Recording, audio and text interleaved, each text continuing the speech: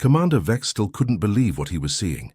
His 6 compound eyes moved frantically between the glowing screens showing impossible readings. The bridge of the massive alien warship, Eternal Harvest, buzzed with nervous energy as crew members ran between control stations, their chitinous shells clicking against metal floors. "Run the diagnostics again," Vextal ordered, his voice carrying across the bridge through universal translators. His skin had turned a sickly purple color, something that only happened when his species felt genuine terror. Lieutenant Korthul, his second in command, approached with trembling legs. "Sir, we've already checked everything 5 times. The readings are accurate. What we're seeing is real." The Kethari had traveled across the galaxy for millions of years, cataloging worlds and civilizations. They were explorers, scientists, and when necessary, conquerors. But nothing had prepared them for this moment.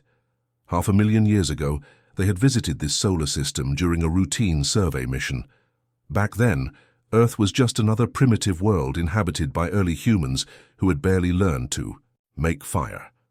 The survey team had observed these creatures for a few days, furry bipeds who used simple stone tools and lived in caves. The official report was brief.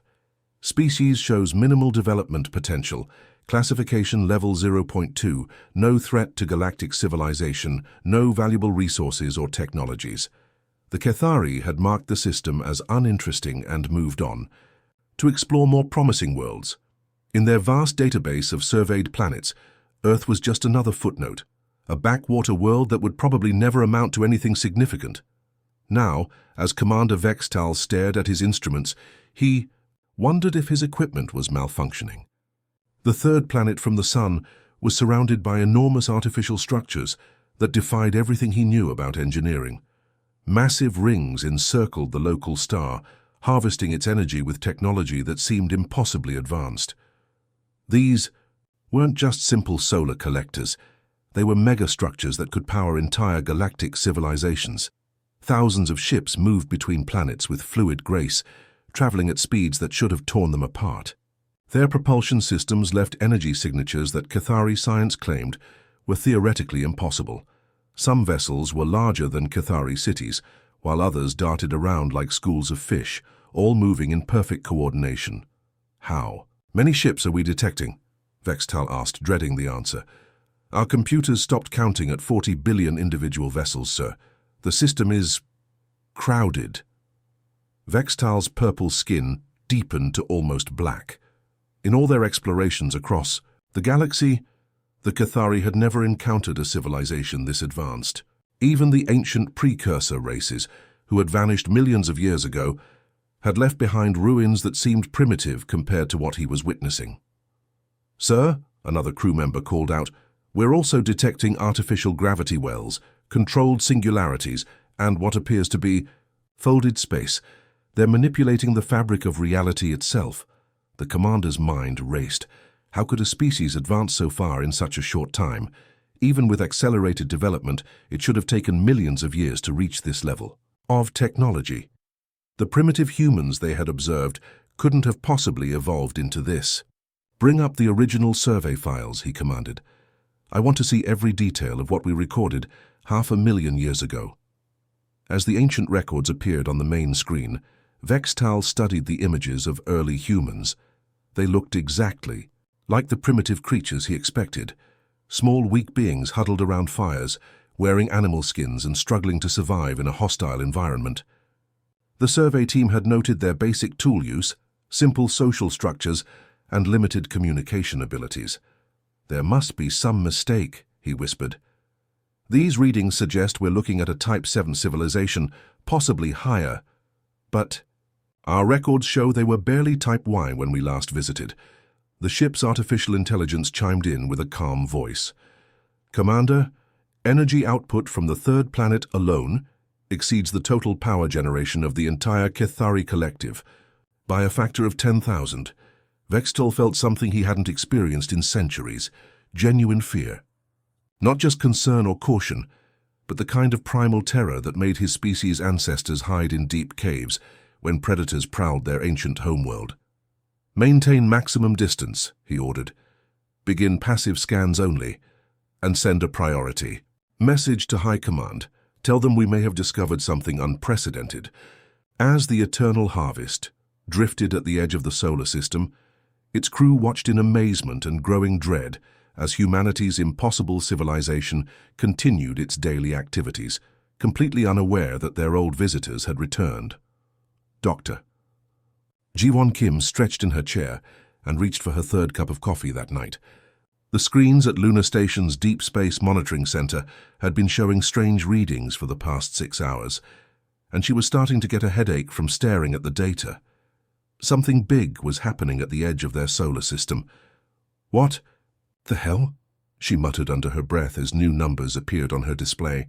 Watch your language, Ji-won, Dr. Hyun-woo Park said with a tired smile as he walked up behind her workstation.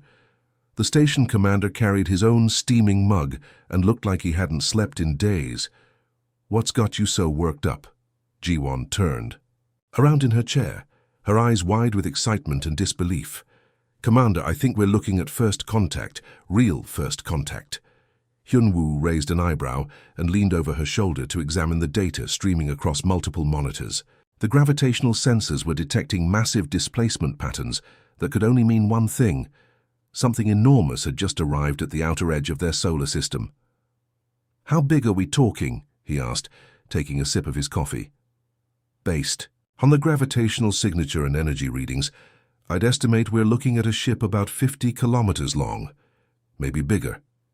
Ji-won pulled up additional scans. It dropped out of what looks like faster-than-light travel about 6 hours. Kyogo-an has been sitting there ever since, running what appear to be scanning operations. Hyun-woo nodded slowly, showing the kind of calm that came from years of training for exactly this scenario. Lunar Station had been built specifically to watch for signs of alien contact, and every person working there had drilled for this moment. Countless times they're scanning us, he asked. Definitely.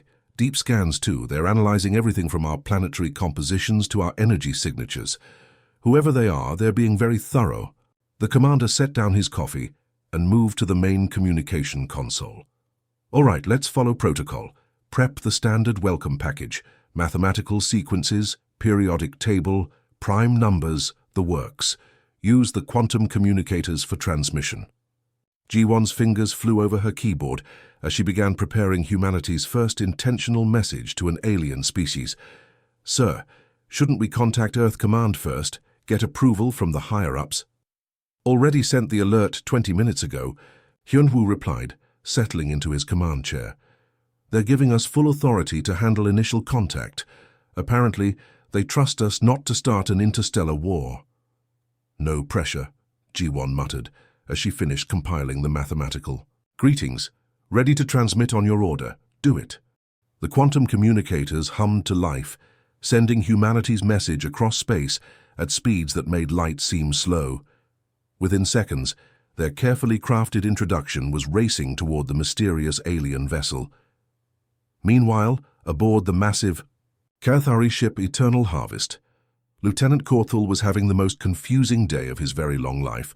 He stared at his communication equipment with all 6 of his compound eyes, trying to make sense of what he was seeing. Commander Vextel, he called out, his voice cracking with disbelief. Sir, you need to see this immediately. The purple-skinned commander hurried over to the communication station. What's the situation, Lieutenant? Sir, they're talking to us. The humans. They detected our arrival immediately and they're already trying to communicate.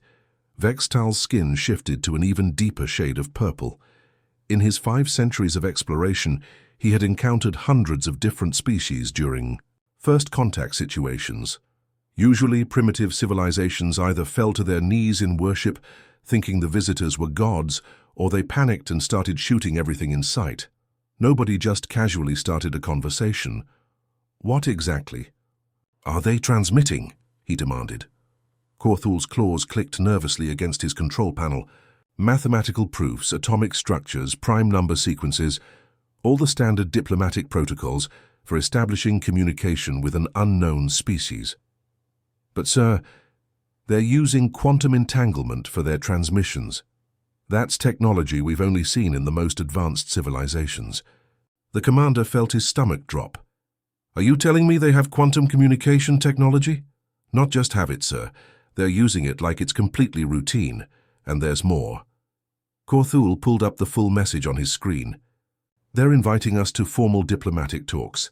They've already transmitted detailed star charts showing safe approach routes to their system, offered to provide universal translators and... He paused, looking confused. Sir, they've included what they call a menu of Earth foods they think we might find palatable. Vextal stared at the friendly message displayed on the screen. After 500,000 years, these creatures weren't just welcoming them back. They were treating them like expected dinner guests. It was the most unsettling thing he had ever experienced. They're not afraid of us at all, he whispered. No, sir. If anything, they seem genuinely excited to meet us. The massive conference room aboard the alien mothership felt like something out of a science fiction movie. But Dr. Minji Choi had stopped being impressed by alien technology hours ago. She stood confidently in front of the towering Kethari delegation, her small human frame dwarfed by their insect-like bodies that stretched nearly 3 meters tall. Their chitinous shells gleamed under the ship's bioluminescent lighting, and their compound eyes tracked her every movement. Gentlemen, she began with a warm smile, activating her holographic presentation, I think you'll find this quite interesting. We discovered your original survey site in the year 2387. Commander Vextal's skin immediately began shifting colors, cycling through shades of purple before settling on a stark white that made him look like a ghost. Among his people, white skin meant only one thing: absolute paralyzing terror. That's impossible, he managed to say, his voice trembling through the universal translator. We followed complete sterilization protocols. Every piece of equipment was destroyed or retrieved. Nothing was left behind. Minji's smile grew wider as she gestured to the holographic display floating between them. Well, that's what you thought. But it turns out your cleanup crew missed a few things. The main site was buried under what we now call the Sahara Desert. About 200 meters down, the hologram showed detailed images of an archaeological dig site. Human workers in environmental suits carefully excavated alien technology from layers of ancient rock and sand. The preservation was incredible. After 500,000 years, the equipment looked like it had been buried yesterday. We recovered. Your bioscanner array completely intact, Minji continued, clearly enjoying the shocked expressions on the aliens' faces. Also found 3 data storage cores and what our engineers believe was some kind of long-range communication device. Beautiful craftsmanship, by the way.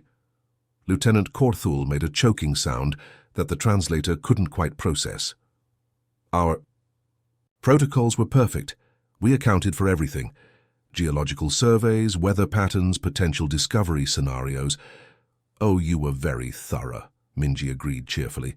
But you made one tiny miscalculation. The Sahara Desert didn't exist when you visited Earth 500,000 years ago. Back then, it was a lush green forest with rivers running through it. She gestured to another section of her presentation, showing climate data spanning hundreds of thousands of years. When the climate shifted and the desert formed, your equipment site got buried under layers of sand and sediment. Perfect preservation conditions. No oxygen, no moisture, just dry sand protecting everything. The images shifted to show more excavation sites around the globe. We also found remnants of your survey operations in Antarctica, under the ice sheets, and we discovered some fascinating artifacts on the Pacific Ocean floor, where your team apparently tested some underwater equipment. Vextal felt like he was living through his worst nightmare. How long have you known about your visit? Nearly 400 years now, we've been studying your technology very carefully. Your data cores were particularly helpful. They contained detailed information about your language, your scientific methods, even your cultural practices. The hologram now showed pristine alien artifacts displayed in elegant museum cases. Small brass plaques beneath each item read, Ancient Visitor Exhibit, estimated age 500,000 years. Crowds of human visitors walked past the displays, many of them children on school field trips, casually observing technology from an advanced alien civilization. We've had your equipment in our museums for nearly 2 centuries, Minji explained. Children learn about your species in elementary school. You're quite famous on Earth, actually. Korthul's compound eyes were darting frantically between the images. This is impossible. How did you understand our technology? Our data formats should be completely incompatible with your systems. That was tricky at first, Minji admitted. Took our best computer scientists about 50 years to crack your data encryption. But once we figured out your basic programming languages, everything else fell into place. We reverse-engineered your communication protocols, your power systems, even your faster-than-light travel principles. She paused, looking directly at Vextal. Actually, the universal translators you're using right now to understand me, they're based on the linguistic analysis we did of your data cores 300 years ago. We've been fluent in your language, longer than most of your crew has been alive. The conference room fell silent, except for the humming of the ship's systems. Vextal realized with growing horror that humanity hadn't just stumbled upon evidence of alien visitation, they had systematically studied it, learned from it, and used that knowledge to advance their own civilization by thousands of years. You've been learning from us this entire time, he whispered. Learning, improving, adapting, Minji nodded. That's what humans do best. We find something interesting, we figure out how it works, and then we make it better. Captain Seojun Lee pressed his face against the observation window of the diplomatic vessel New Horizon, watching the massive alien mothership grow larger as they approached. The thing was absolutely enormous, easily the size of a small city floating in space. But instead of looking worried or excited like the rest of his crew, Seojun seemed completely relaxed, almost bored. Now that's what I call impressive engineering, he said casually, pointing at the alien vessel. Look at those organic curves and the way the hull seems to pulse. Definitely biomechanical construction. They probably grew this thing instead of building it piece by piece. Ambassador Yuna Shin stood beside him, shuffling through her diplomatic notes one last time before the historic meeting. She glanced up at the alien ship and nodded. Our xenobiology team estimates it's about 40,000 years old, give or take a few millennia. 40,000 years, Seojun whistled softly. And Dr. Choi thinks they replace their ships regularly. Every few thousand years, apparently. By their standards, this is practically a brand new vessel. Yuna closed her folder and straightened her formal diplomatic jacket. Ready for this? Through the viewport, they could see into the alien ship's docking bay where the Cathari delegation was waiting for them. The insect-like creatures stood in perfect military formation, their shell-like exoskeletons reflecting the strange blue-green light that illuminated their ship. They looked impressive and intimidating, exactly what you'd expect from an advanced alien species. They look nervous, Seojun observed with amusement, watching the aliens shift restlessly in their formation. Yuna chuckled. Can you blame them? They left Earth 500,000 years ago expecting to find primitive cave dwellers when they came back. Instead, they find us harvesting energy directly from our sun and bending space-time like it's a hobby. Must be quite a shock, Seojun agreed as their ship smoothly connected to the alien docking port. The airlock hissed open with a sound like escaping steam, and the two species came face to face for the first time in 500,000 years. Ambassador Yuna stepped forward with the kind of warm, professional smile that had made her famous in diplomatic circles across human space. Commander Vextal, she said cheerfully, extending her hand in the universal human gesture of greeting. Welcome to human space. I'm Ambassador Yuna Shin, and on behalf of all humanity, we're absolutely honored by your return. The alien commander's skin immediately began shifting colors like a living mood ring, cycling between deep purple and stark white. His translator worked overtime to convert his response into human language. Ambassador Shin, he managed to say, his voice shaking slightly, your people have changed quite dramatically since our previous survey. Yuna laughed easily, as if she was discussing the weather instead of one of the most significant moments in galactic history. Well, 500,000 years is a long time. We've been through quite a lot since you last visited. A few ice ages, some asteroid impacts, several supervolcanic eruptions that nearly wiped us out completely. You know the usual growing pains. Lieutenant Korthul, standing behind his commander, made a sound that the translator couldn't quite process. Usual? He finally managed to squeak out. Oh, absolutely, Yuna replied with genuine enthusiasm. We've learned over the millennia that catastrophes aren't really disasters. They're just opportunities to become stronger and more resilient. Each extinction event taught us valuable lessons about survival, adaptation, and rebuilding civilization. From scratch, she gestured down the corridor that led deeper into the human ship. Shall we head to Earth? I think you'll find our little planet quite different from what your records show. We've made some improvements over the centuries. As the group began walking through the sleek corridors of the human vessel, Commander Vextal couldn't help but notice something that disturbed him more than any advanced technology or impressive engineering feat. The humans weren't excited, weren't nervous, weren't treating this meeting like the historic first contact it obviously was. They were acting like this was just another day at the office. Like meeting aliens was a routine part of their job. Captain Seojun chatted casually with his crew members about docking procedures. Ambassador Yuna reviewed her notes, as if she was preparing for a business meeting rather than humanity's first diplomatic contact with an alien species.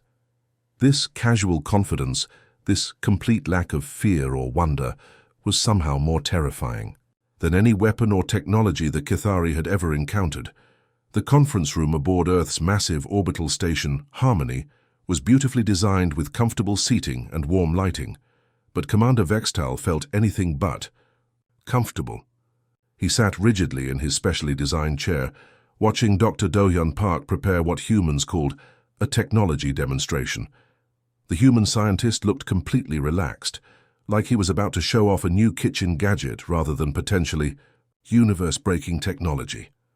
"All right, let's start with something simple," Do-hyun said cheerfully, pulling a small metallic cube from his pocket. The device looked completely ordinary, about the size of a coffee mug with smooth surfaces that reflected the room's lighting. "This is one of our standard matter converters. Every household has at least 2 or 3 of these. Vextal's compound." Eyes focused intently on the innocent-looking cube. "What exactly does it do?" "Watch this," Do-hyun replied, placing an ordinary grey rock on the conference table. He activated the cube with a simple touch, and it began humming with a soft, almost musical tone. What happened next made every Kithari in the room lean back in terror. The rock simply dissolved, breaking apart at the atomic level until it became a shimmering cloud of individual particles floating in mid-air. Then, just as casually, those same atoms began reassembling themselves into a completely different configuration. Within seconds, a perfect diamond sat on the table where the rock had been. "Molecular manipulation at the quantum level," Do-hyun explained as if he had just demonstrated how to make toast. "We use these things for everything. Construction, manufacturing, food preparation, recycling. Incredibly efficient and environmentally friendly." Lieutenant Corthell's translator began making horrible static noises as he tried to speak. That process violates at least 4 fundamental laws of physics that we know of. Mass energy, conversion without massive power input, atomic restructuring without nuclear reactions, quantum state manipulation without probability collapse. Do-hyun laughed and waved his hand dismissively. "Oh, those old laws. We figured out how to work around most of them about 3,000 years ago. The universe turns out to be much more flexible than most species realize. Physics isn't really about rigid rules. It's more like guidelines that you can bend if you know the right techniques." Before the aliens could process this terrifying statement, Do-hyun was already pulling out more devices. Each one looked deceptively simple, like children's toys, but Vextal was learning not to trust appearances when it came to human technology. "This little beauty is a portable black hole generator," Do-hyun continued, holding up what looked like a flashlight. "We mainly use them for waste disposal. Just point, activate, and whatever you want gone gets compressed into a microscopic singularity that evaporates harmlessly in a few seconds." Corthell made a choking sound. "You're carrying around black hole technology like it's a household tool?" "Pretty much, yeah. Here's another favorite." Do-hyun produced a device that resembled a small television remote. "Quantum Tunnel Creator. Makes interstellar travel so much faster and more convenient. Instead of taking months to travel between star systems, you just create a temporary wormhole and step through. Takes about 5 minutes. Vextal felt his sanity slipping away as the demonstration continued. The human scientist casually showed off a probability calculator that could predict future events with 97% accuracy, a gravity manipulator that made objects float by adjusting local space-time, and something called a temporal stabilizer that apparently prevented paradoxes when humans traveled through time. How do you safely contain these technologies? Vextal finally managed to ask, his voice barely a whisper. Any one of these devices could destroy entire star systems if misused. Do-hyun shrugged as if the question was silly. Practice, mostly. Humans have been using dangerous tools since we first discovered fire. You learn to be careful through experience. We teach safety protocols in elementary school, and most accidents are pretty minor. Minor accidents? Corthell squeaked. Well, there was that incident in 2847 where a kid accidentally created a small parallel dimension in his backyard. But we sorted that out pretty quickly. And sometimes people forget to calibrate their matter converters properly and end up turning their lunch into helium gas. But that's more embarrassing than dangerous. Ambassador Yuna, who had been quietly observing the demonstration, suddenly leaned forward with a friendly smile. Would you gentlemen like to see some of our military applications? We've developed some fascinating defensive technologies over the years. The question hit the Cathari delegation like a physical blow. Vextal's skin immediately shifted to a color that hadn't been seen in his species for millions of years. Complete transparency. It was a biological response that only occurred during moments of absolute, primal terror. That really won't be necessary, he whispered, his voice barely audible even through the translator. The cultural exchange meeting had seemed like such a good idea when Ambassador Yuna first suggested it. Commander Vextal had thought it would be a pleasant way to learn about human customs and share some basic information about Cathari civilization. Maybe they'd discuss art, music, or philosophy, the kind of safe topics that made for good diplomatic relations. He was quickly discovering that nothing about humans was safe or simple. Dr. Jin Woo Han, the human historian assigned to present their species' background, stood at the front of the conference room with a cheerful smile and a holographic display showing Earth's timeline. He looked like a friendly university professor, the kind of person who might teach children about ancient civilizations, but the words coming out of his mouth were giving Vextal nightmares. So moving along through Earth's history, Jinwoo continued in the same tone someone might use to discuss the weather, we come to the Permian-Triassic extinction event about 252 million years ago. This was a big one, roughly 96% of all marine species, and 70% of land species completely died out. Lieutenant Corthell's translator made a horrible screeching sound as he tried to process this information. 96% extinction, that's a complete ecological collapse. Oh, absolutely, Jinwoo agreed cheerfully. Really knocked life back to basics. But you know what? It turned out to be just a temporary setback. Life bounced back, stronger and more diverse than ever before. Vextal felt his claws unconsciously digging into the armrests of his chair. The Cathari had evolved on a remarkably stable world where the climate stayed consistent.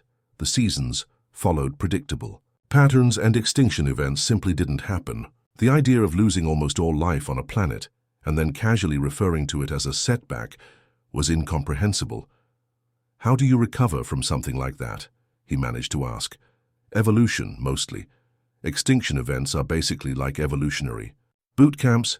They weed out species that can't adapt and force everything else to become more resilient, more creative, more aggressive about survival. Jinwoo gestured to his timeline, which showed Earth's history as a series of catastrophic drops, followed by explosive recoveries. We've been through at least 5 major extinction events, and each one made life tougher and more innovative. The holographic display shifted to show more recent history, and Vextal hoped they were finally moving to more civilized topics. Instead, things got worse. And then we get to human warfare, Jinwoo continued with the same academic enthusiasm. Now this is where things get really interesting from an educational standpoint. Educational? Vextal repeated weakly. Oh, absolutely. Humans have been fighting each other almost continuously throughout our entire recorded history. We estimate we've had somewhere between 150,000 and 200,000 individual wars, conflicts, and battles over the past few thousand years. The timeline now showed an almost solid red line representing constant warfare across human civilization. Tiny gaps appeared occasionally, but they were so brief they barely registered. Each conflict taught us something valuable, Jinwoo explained, pointing to specific periods on the timeline. The Napoleonic Wars revolutionized military logistics and communication. World War II accelerated our development of computers, radar, and nuclear technology. The resource wars of the 24th century led directly to our first fusion reactors and interstellar propulsion systems. Korthul was making small whimpering sounds. You learned technology from fighting each other. Competition breeds innovation, Jinwoo replied matter-of-factly. When your survival depends on being smarter, faster, and more creative than your enemy, you tend to make breakthrough discoveries pretty quickly. He pulled up a statistical analysis that made Vextal's skin turn completely white. Here's a fun fact that might surprise you. Humans have been actively at war with someone for approximately 93% of our recorded history. We're actually living through one of the longest periods of relative peace our species has ever experienced. This is your peaceful period, Korthul whispered in horror. Relatively speaking, yes. We've only had about 300 minor conflicts in the past century, which is incredibly calm by our historical standards. Most of those were just small territorial disputes or resource allocation disagreements. Nothing really serious. Vextal stared at the timeline in growing terror. What he was looking at wasn't the history of a civilization. It was the documented record of the most successful predator species in the galaxy. An unbroken chain of violence, catastrophe, and warfare that these creatures discussed like it was a normal school curriculum. The truly remarkable thing, Jinwoo continued, seemingly oblivious to the horror he was causing his alien audience, is how consistently we've managed to turn conflict into progress. Every war, every disaster, every near-extinction event just made us stronger, smarter, and more united as a species. We essentially weaponized our own tendency toward violence and used it to advance our civilization. He paused thoughtfully. You could say we turned our greatest weakness, our aggressive nature, into our greatest strength. Dr. Soo-Min Lee had thought the biological information exchange would be the easiest part of the diplomatic meetings. Just basic medical data. Sharing, blood types, atmospheric requirements, dietary restrictions, the kind of routine information that prevented embarrassing accidents during first contact situations. She stood in front of the holographic projector with a friendly smile, completely unaware that she was about to give the alien delegation the worst nightmare of their lives. Human biology is absolutely fascinating, she began enthusiastically, activating the three-dimensional display that showed a transparent human body floating in the air. We're basically living Swiss Army knives. Our bodies are equipped with tools for almost any survival situation you can imagine. Commander Vextal looked at the holographic human and immediately noticed something disturbing. What he had expected to see was a simple biological form like every other species he'd encountered. Instead, the human body appeared to be covered with what looked suspiciously like internal weapons systems. Let's start with our immune system, Soo-Min continued cheerfully, zooming in on the circulatory and lymphatic systems. It's essentially a full military organization that operates inside every human body 24 hours a day. She highlighted different types of cells as they move through the bloodstream. We have patrol units called white blood cells that constantly search for threats. When they find invaders like bacteria or viruses, they immediately call for backup and begin manufacturing specialized chemical weapons to destroy the enemies. Lieutenant Korthul's translator made a strangled noise. Did you say chemical weapons? Oh yes, dozens of different types. Antibodies that target specific threats, cytokines that coordinate attacks between different cell types, complement proteins that literally punch holes in enemy cell walls. Soo-Min gestured enthusiastically at the display. When humans get sick, our bodies declare war on whatever is trying to harm us. The holographic display shifted to show microscopic combat taking place inside human blood vessels. Vextal watched in horrified fascination as white blood cells tracked down bacteria like tiny hunters. Surrounding them, and either destroying them with chemical attacks or simply eating them alive. Sometimes the immune response is so intense that it can actually kill the human, Sumin added casually. We call that an autoimmune reaction or cytokine storm, but 99% of the time we win the war and recover completely. Your bodies fight wars against microscopic invaders, Vextal managed to ask. Every single day. Right now, each of you probably has millions of bacteria trying to establish colonies in your respiratory systems. Your bodies are fighting them, off without you even noticing. She paused thoughtfully. Actually, I'm not sure how Kethari immune systems work. Do you have similar defensive mechanisms?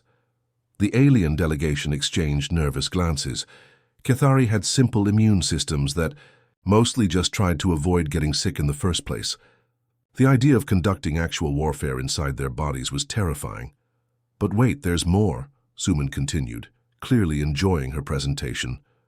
Humans also have incredible regenerative capabilities. We can heal from injuries that would be fatal to most species. The display now showed human tissue repair in action. Minor cuts and bruises heal completely within days.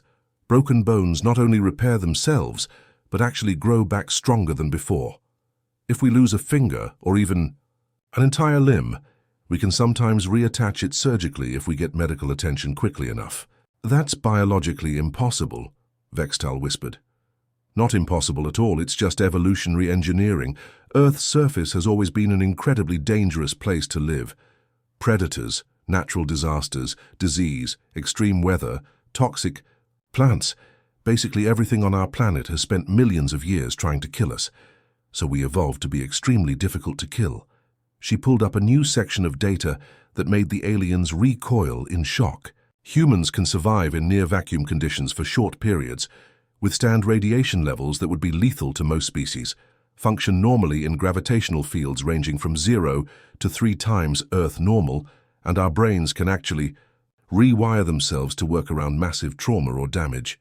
Corthel was making small whimpering sounds. How is any of this possible? Adaptation under pressure. When your species spends millions of years getting attacked by everything in the environment, you either develop incredible survival capabilities or you go extinct. We chose survival. Sumin's smile grew even brighter as she reached the final section of her presentation. But the really fascinating part is our psychological resilience.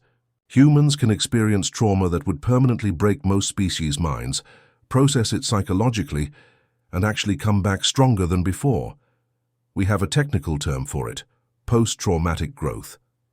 As the presentation ended, Vextal sat in stunned silence, finally understanding what he was looking at. This wasn't just another intelligent species. These were the most successful biological predators in the galaxy, perfectly engineered for survival in hostile conditions. And somehow they thought they were peaceful diplomats. The final meeting was scheduled to take place in the most secure conference room aboard the orbital station Harmony. Commander Vextal had specifically requested complete privacy for what he diplomatically called sensitive strategic discussions. In reality, he desperately needed time to process the terrifying revelations of the past few days without any witnesses to his growing panic. Admiral Minho Kang entered the room with the same casual confidence that seemed to characterize every human Vextal had met. The military officer wore a simple uniform and carried himself like someone attending a routine business meeting rather than a historic first contact summit. His relaxed posture and easy smile somehow made everything worse. It suggested that meeting alien species was just another day at the office for humanity. Commander Vextal, Admiral Kang said pleasantly as he settled into his chair across from the alien delegation. You've seemed increasingly troubled over the past few days. Is there something specific we can help clarify for you?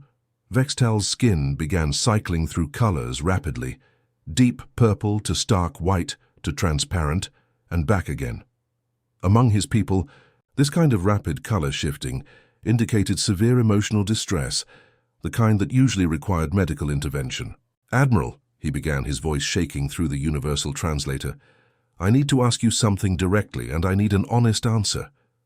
Of course. What's on your mind? 500,000 years ago, my people conducted a comprehensive Survey of this solar system. Our detailed records show that Earth was inhabited by primitive tool users who had barely mastered controlled fire. They lived in caves, used simple stone implements, and showed no signs of advanced cognitive development. Vextal leaned forward desperately. How do you explain your current level of technological and social advancement? Admiral Kang's smile widened slightly.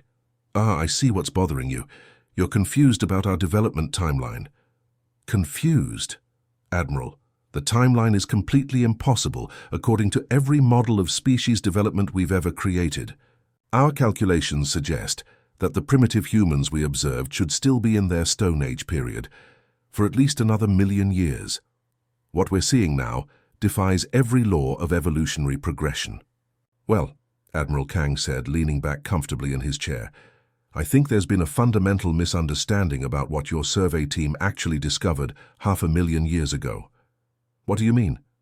You didn't encounter humanity during our primitive developmental phase, Commander. You encountered us during one of our recovery periods. Admiral Kang activated a holographic display that showed Earth's history stretching back over the past 500,000 years. Let me show you what actually happened. The timeline appeared in the air between them, and Vextal immediately noticed something that made his blood run cold.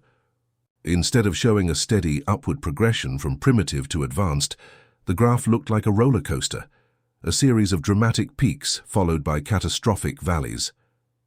The Toba supervolcanic eruption occurred about 74,000 years ago, Admiral Kang explained, pointing to a massive drop on the timeline. It reduced the global human population to somewhere between 10 and 50,000 individuals, essentially brought our civilization back to caveman levels almost. Overnight, he gestured to a point just after the catastrophic drop. Your survey team arrived right here, when we were just beginning to rebuild from that near-extinction event. You caught us at literally our weakest moment in recent history. Vextal stared at the data in growing horror. You're telling me that your species has experienced multiple complete civilization collapses. 6 major ones since your last visit, actually. Supervolcanic eruptions, asteroid impacts, ice ages, pandemic diseases.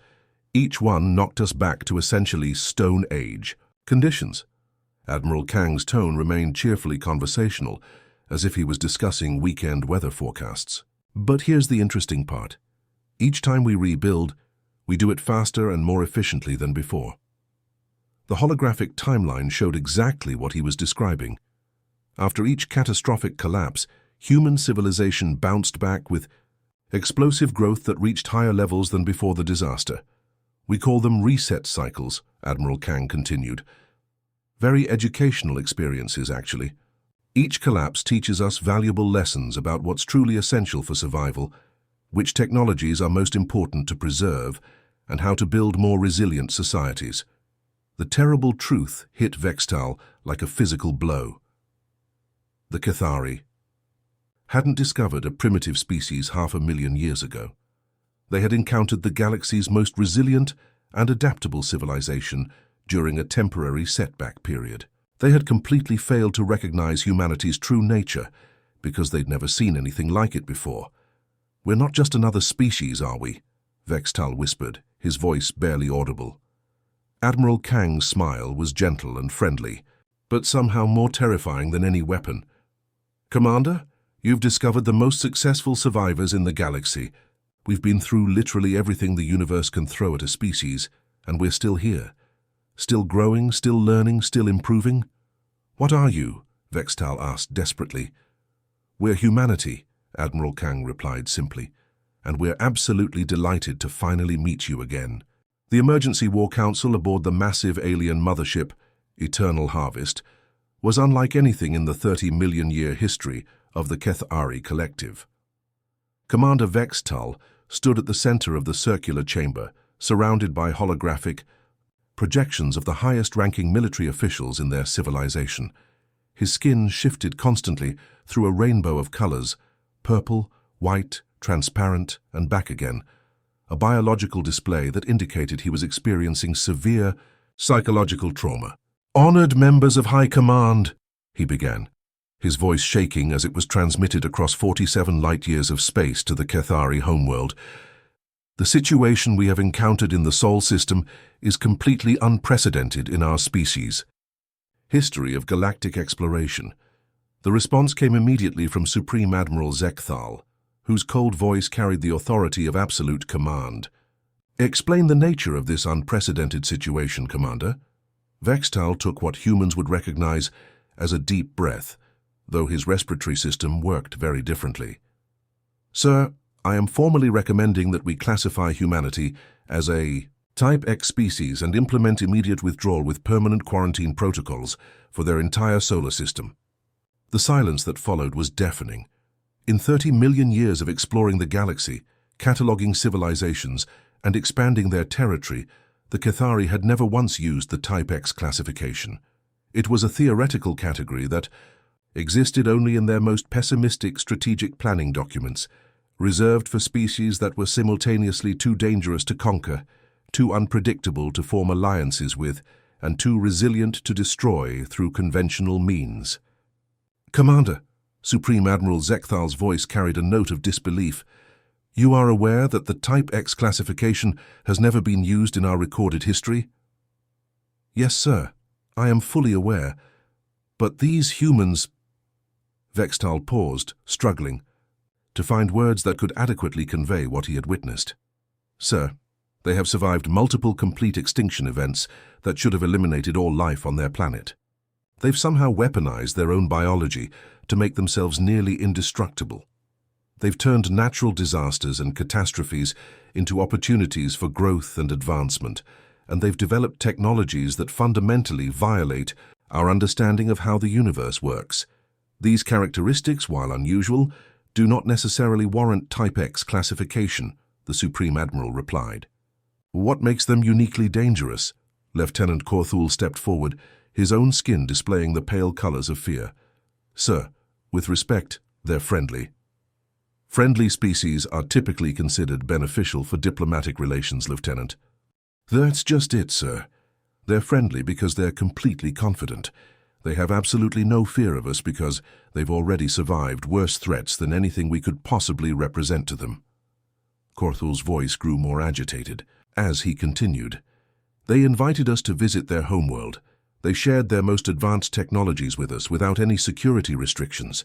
They offered to cook us dinner and give us tours of their museums. Vextal nodded grimly. They treat us exactly like we might treat a group of interesting but harmless tourists who showed up at one of our colonies.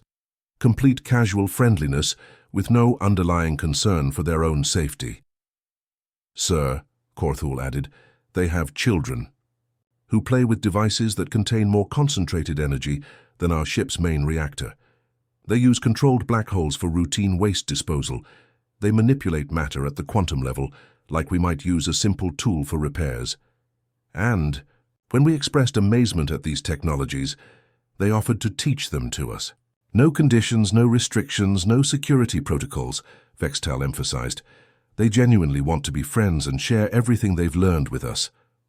The Supreme Admiral's voice took on an edge that suggested he was beginning to understand the scope of the problem. What are your specific recommendations, Commander? Immediate withdrawal from the Sol system, complete updating of all navigation charts and databases to mark their territory as permanently off-limits to Cathari vessels. Official classification as hazardous to galactic civilization. Vextal paused, then added the most terrifying assessment of his career. Sir, these humans aren't just another intelligent species. They're an evolutionary apex predator that has somehow convinced itself it's a peaceful diplomat. Recommendation. Approved. Begin withdrawal procedures immediately. As the Eternal Harvest powered up its faster-than-light engines, Vextal stood on the bridge watching human ships escort them politely to the edge of the solar system. The humans were still broadcasting cheerful farewell messages, still offering assistance with navigation, and still extending invitations to return any time they wanted to visit. Sir, Lieutenant Korthul asked quietly, do you think they have any idea how absolutely terrifying they are to the rest of the galaxy? On the main screen, a small human child had somehow gained access to the communication channel and was waving enthusiastically at the departing alien ship, her face bright with excitement at meeting real aliens. Lieutenant, Vextal replied softly. I don't think they have the slightest clue, and that might be the most frightening thing of all. The jump to hyperspace was smooth and efficient. Behind them, humanity continued its impossible existence, casually turning their small blue planet into the most dangerous place in the known galaxy while remaining completely oblivious to their own terrifying nature. The Cathari would never return. The official records would be sealed, and the Sol system would be marked with warnings that would keep every intelligent species in the galaxy far away from Earth. Some discoveries, they realized, were too dangerous to share with the universe.